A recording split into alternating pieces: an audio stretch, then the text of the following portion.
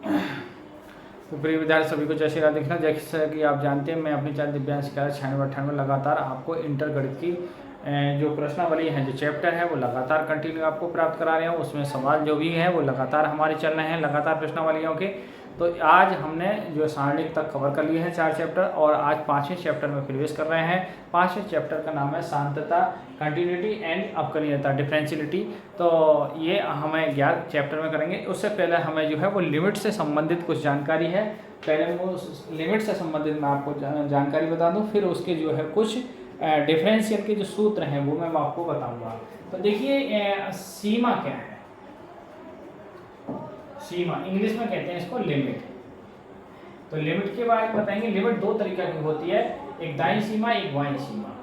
देखिए, मैं चित्र बना के आपको दिखा दे रहा हूँ। इधर की सीमा को कहेंगे RHL, इसको कहेंगे दाईं सीमा, और इस वाली को कहेंगे LHL, यानी बाईं सीमा। अब आप देख रहे हैं कि जो ये इधर x होता है, ये आपकी y, ये x डैश मानते हैं, इसको y डैश मानते हैं। इधर चलते हैं तो प्लस का, और इधर चलेंगे तो माइनस में। तो इसका मतलब है कि LHL माइनस पे लिख रहेगी और RHL प्लस पे लिख रहेगी। प्लस का मतलब है जो भी पॉइंट होगा उससे बढ़ के पॉइंट पे लिख रहेगी। यानी अब हम जैसे मान लो कोई फंक्शन दे रखा है, कोई भी फंक्शन है x y z, मान लो ax² bx + c, कोई फंक्शन दे रखा है और वो कह रहा है कि आप इसको दिखाइए ये सतत है। x बराबर कुछ ही पे पूछ रहे, मान लो 0 पे पूछ रहा है वो, तो हम वो क्या करेंगे, उस फंक्शन का जो पूछ रहा है, जो पॉइंट पूछ रहा है, एट पॉइंट x बराबर 0 पे वो वैल्यू रखेंगे। और वैल्यू रखेंगे तो मान लो a पे है, थोड़ी देर के लिए a पे पूछ रहा है कोई फंक्शन है, तो हमारा जो फंक्शन है जिस पे हम निकालेंगे, और LHL निकालेंगे, लेफ्ट हैंड लिमिट निकालेंगे, और हम राइट हैंड लिमिट निकालेंगे। तो यदि हमें तीनों चीज, वो जो पॉइंट है उस पे तीनों चीज बराबर आती हैं, तो हमारा जो फंक्शन होगा, फलन होगा, वो कैसा होगा? अतः x बराबर हम कह देंगे कि a पर जो फलन का मान है वो कैसा है? सतत है भाई, कंटिन्यूअसली है, डिसकंटिन्यूअस नहीं है, कोई इंटरवल नहीं है, सतत है, लगातार। जैसे मेरे विद्यार्थियों मैं आपको जानकारी दे दूं। जैसे मान लो आपका सतत का मतलब क्या है? कंटिन्यूसली का मतलब है जैसे आपने कक्षा 1 में प्रवेश किया और आप कहीं ब्रेक नहीं हुआ है, लगातार एक के बाद फिर कक्षा 2 में, आप 3 में 2 पास, 30 में 4 में 3 पास करके 4 में पहुंचे, 4 पास करके 5 में, तो कंटिन्यू जो आप इंटर में आ गए हैं, तो इंटर में कहीं आपकी कोई कक्षा, किसी कक्षा में ब्रेक नहीं हुआ, फेल नहीं हुए और आप लगातार हैं, तो वो कंटिन्यूटी है। वो कंटिन्यूटी का मतलब कंटिन्यूसली है, वो सतत है, तो वो फंक्शन है। जैसे हमारी जो पढ़ाई चलती है, पहली बेल से लेके चौथी बेल तक चलेगी, फिर लंच हो जाता है, तो वो ब्रेक हो गया, वो टूट गया, वो सतत नहीं है। पढ़ाई पहली बेल से 4 बेल तक जो पढ़ाई चल रही है कंटिन्यू, वो कंटिन्यूसली है, वो लगातार सतत है। और कहीं ब्रेक हो जाए, टूट जाए, तो वो, जैसे हम मूवी भी देख रहे हैं टीवी पे, तो उसमें ब्रेक आ जाता है, तो ब्रेक वो टूट गया, ठीक है। तो टूटना नहीं चाहिए फंक्शन का मान। जैसे इसका मान 10 आया तो इसका मान भी 10 आना चाहिए, इसका मान भी 10 आना चाहिए, जिस पॉइंट पे वो दे रखा वो फंक्शन, तो वो बराबर आना चाहिए। और ये ध्यान रखना कि RHL जो निकालेंगे हम निकालेंगे, जैसे RHL निकालेंगे तो जो फंक्शन होगा हमारा, जो भी पॉइंट होगा वो उस पर क्या निकालेंगे? प्लस पे निकालेंगे। और LHL जो निकालेंगे, जो भी फंक्शन होगा हमारा, उस फंक्शन को निगेटिव माइनस पे निकालेंगे, क्योंकि माइनस की होती है।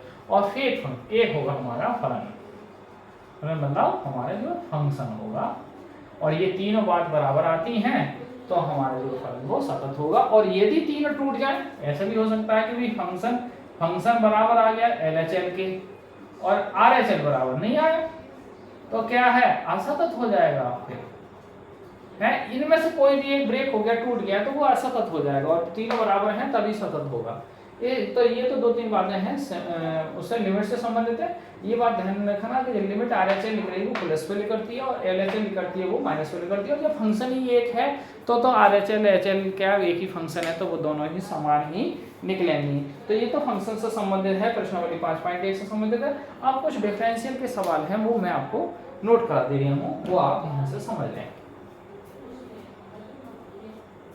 चैप्टर नंबर ये 5 है, अध्याय।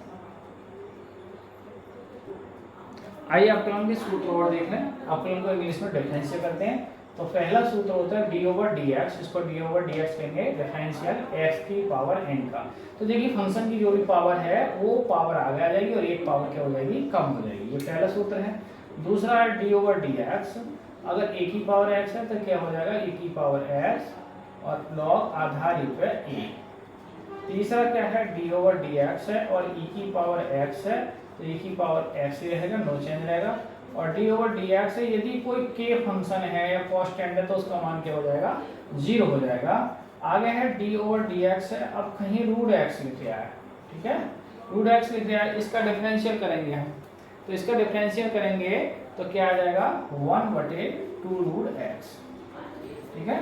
आगे है D over d x, differential करेंगे किसका, लॉग एक्स का। लॉग एक्स का समाकलन नहीं होता तो लॉग एक्स का क्या हो जाएगा, 1/x। आगे सूत्र है आपका डी ओवर डी एक्स, ये आधार ई पे ही ध्यान रखो। और यदि डी ओवर डी एक्स आधार लॉग आधार ए पे एक्स का होगा तो इसका हो जाएगा आपका 1/x लॉग आधार ए पे ई, ठीक है। और अगला है डी ओवर डी एक्स है, यदि आपका साइन एक्स है तो साइन एक्स का डिफरेंशियल क्या हो जाएगा आपका कॉस एक्स है। और डी ओवर डी एक्स अगर कॉस एक्स है तो कॉस एक्स का माइनस साइन एक्स हो जाएगा। आगे है डी ओवर डी एक्स है और इसका टेन एक्स है और टेन का हम डिफरेंशियल करेंगे तो इसका sec square x d x sec square हो जाएगा। और डी ओवर डी एक्स है आपका साइन कॉस टेन आपका सेक है या पहले कॉसेक है तो कॉसेक का कॉसेक एक्स और कॉट एक्स हो जाएगा विद माइनस। और d over d x sec x है तो सेक का सेक एक्स टेन एक्स हो जाता है। और आगे है डी ओवर डी एक्स है आपका क्या बचा भाई, 6 के 6 वो आगे साइड, पहला दूसरा तीसरा चौथा पांचवा, एक रह गया कॉट। तो कॉट एक्स का क्या हो जाएगा minus cos x square x, ठीक है, ये है। और पहले ये आप नोट कर लो, इसके बाद कुछ सूत्र और हैं वो मैं आपको नोट करा दे रहा हूँ, फिर आपको ये समस्या नहीं आएगी। ये रूट वाला आप विशेष रूप से ध्यान देखें लॉग एक्स का। तो ये डिफरेंशियल के सूत्र हैं और ये आप कंटेस्ट कर लेंगे तो आपको सवाल बहुत बढ़िया समझ में आने लगेंगे।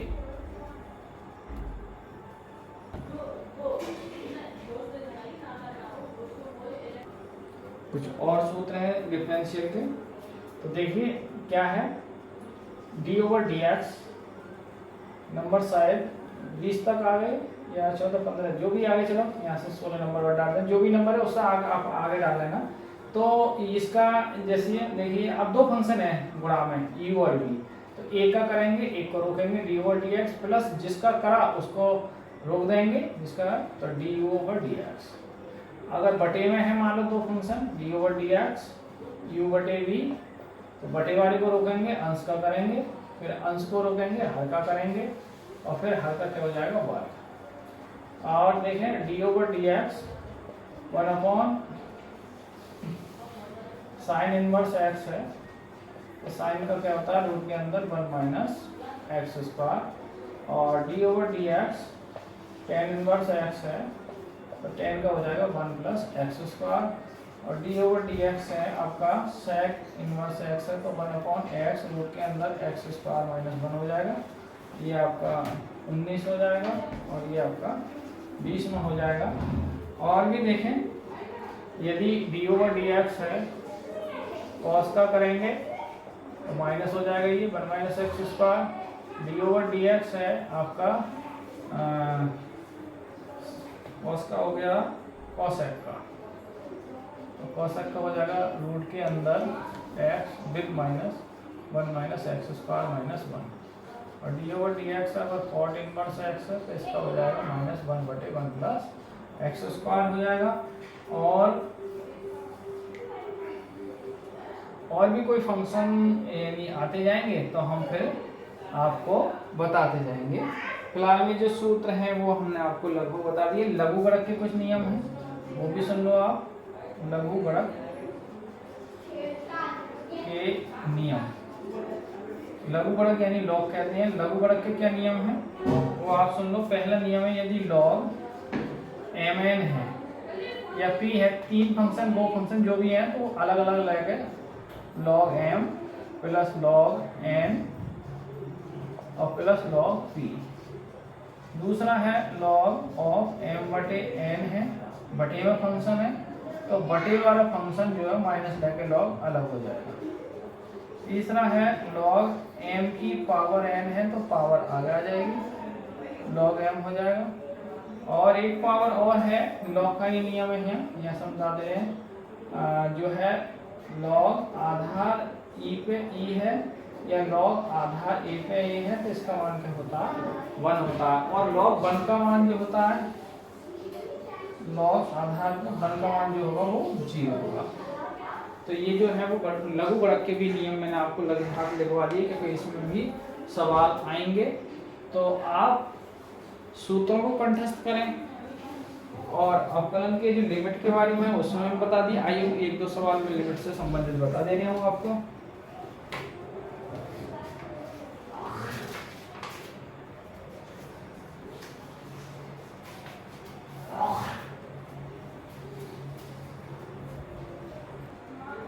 आई विद्यार्थी प्रश्नावली जो हमारी इंटरगणित में प्रश्नावली 5.1 है उसमें पहला सवाल है कि सिद्ध कीजिए कि फलन f(x) बराबर 5x - 3, 3 पॉइंट पूछे, x बराबर 0 पे, x बराबर -3 पे, x बराबर 5 पर सतत है।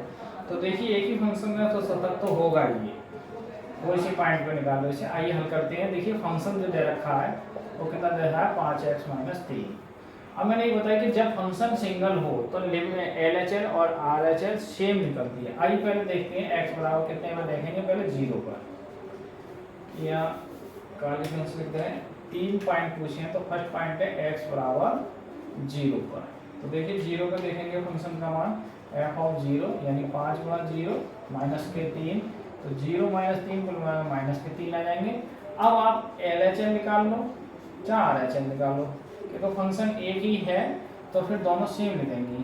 किस पर निकालेंगे, limit x tends to 0 f(x), तो limit x tends to 0 function का मान क्या है 5x - 3, लिमिट हटाएंगे वही 5 गुणा 0 - 3 कुल मिला के माइनस के 3 आएंगे।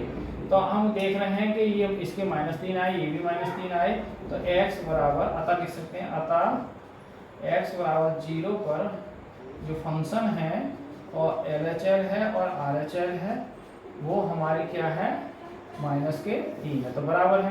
तो आप लिख सकते हैं अतः x बराबर 0 पर फलन कैसा है, फलन कैसा है, सतत है। बस ये दिखाना था। ऐसे आप विद्यार्थियों एक पॉइंट और निकाल दे रहे हो माइनस वाला, सेकंड आप थर्ड पॉइंट आप निकाल लेंगे। सेकंड पॉइंट में क्या पूछा है, x बराबर -3 पर। तो 3 पर देखिए फंक्शन का मान क्या दे रखा है 5x - 3, तो f -3, तो 5 गुणा -3 बराबर माइनस के 3, तो ये -15 -3 कुल मिलाकर -18। इसी प्रकार हम LHL निकालेंगे, LHL और RHL, तो ये भी limit x tends to -3 function का वो मान जो आपका एक ही फंक्शन है तो लिमिट रखेंगे इसमें 5 गुणा -3 -3 -15 -3 -18। तो -18 है तो आप लिख सकते हो, क्या लिख सकते हो कि फलन कैसा है, सतत है, फलन सतत है। ठीक है, तो इस प्रकार आपने देखा कि अब तीसरा पॉइंट है x बराबर 5, तो 5 ये भी आप सेम कर सकते हैं, ये गृह कार्य में आप करके देख लेना। और नेक्स्ट टर्म से हम कल की वीडियो में हम प्रश्नावली जो है वो इसी 5.1 में सवाल नंबर 2 से आगे के सवालों को करेंगे कंटिन्यू। तो आप हमारे चैनल दिव्यांश के चैनल में लगातार बने रहिए, अपडेट करते रहिए, जैसे आपके गणित में एक अच्छा स्कोर आए और भी बच्चों का आप बताइए उसमें उनको भी उनका भी अच्छा स्कोर आए गणित में। तो इसी के साथ आज की वीडियो को ही विराम करते हैं। सभी को जय श्री राधे कृष्णा, जय हिंद, जय भारत।